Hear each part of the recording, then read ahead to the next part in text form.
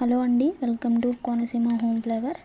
ఈరోజు గోదావరిలో స్పెషల్ గట్టి పరుగుల పులుసు ఎలా చేయాలో ఈ వీడియోలో చూద్దాం. ముందు చేపల్లో కల్లుప్పు వేసుకుని శుభ్రంగా అయితే చేసుకోవాలండి. ఇలా శుభ్రం చేసుకోవడం వలన చేపలకున్న జిగురు అనేది పోతుంది. ఇలా శుభ్రం చేసుకున్న తర్వాత ఒక 2-3 సార్లు వాటర్ పోసి శుభ్రంగా కడుక్కుంటే సరిపోతుందండి. ఈ వీడియో మీకు నచ్చితే లైక్ చేసి, షేర్ చేసి, సబ్స్క్రైబ్ చేసుకోండి. మీరు సబ్స్క్రైబ్ చేసుకోవడం వలన మరిన్ని వీడియోస్తో నాకు మీ ముందుకు రావడానికి చాలా హెల్ప్ అవుతుందండి. ఇలా శుభ్రం చేసుకున్న దాంట్లో ఉప్పు, పసుపు, 2 స్పూన్ల కారం వేసుకోవాలండి. తర్వాత ఈ చేపలను బాగా కలుపుకోవాలి. కారం, పసుపు అన్నీ బాగా పట్టేలా కలుపుకోవాలండి. ఇలా కలుపుకున్న తర్వాత ఈ చేపలను కాసేపు పక్కన పెట్టుకోవాలి.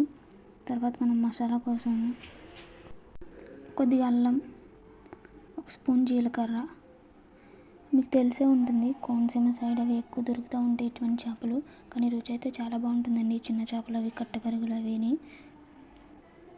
కొద్దిగా ధనియాలు,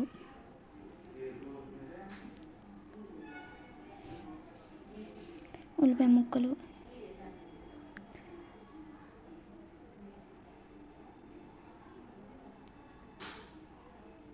వెల్లుల్లిపాయలు వేసుకోవాలండి.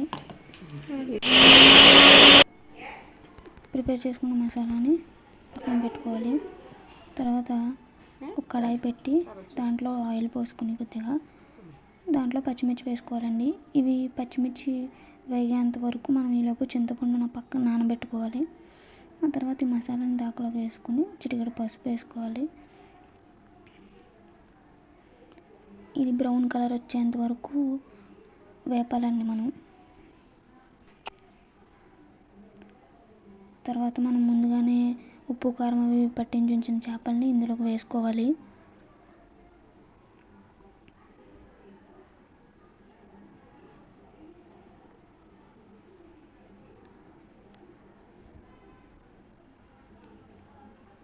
ఇందులోకి కారం ఒక 2 స్పూన్లు వేసుకోవాలండి.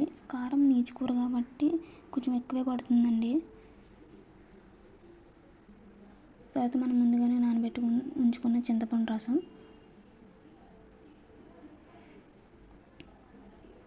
వేసుకుని ఒకసారి దాకని ఇలా బాగా తిప్పాలండి. గరిటెతో తిప్పకూడదు, ఎందుకంటే చేపలు విరిగిపోతాయి.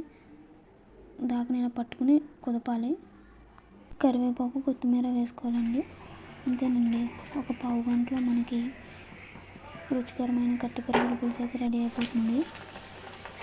ఈ వీడియో మీకు నచ్చితే లైక్ చేసి, షేర్ చేసి, సబ్స్క్రైబ్ చేసుకోండి. మీ సపోర్ట్ నాకు అందించండి.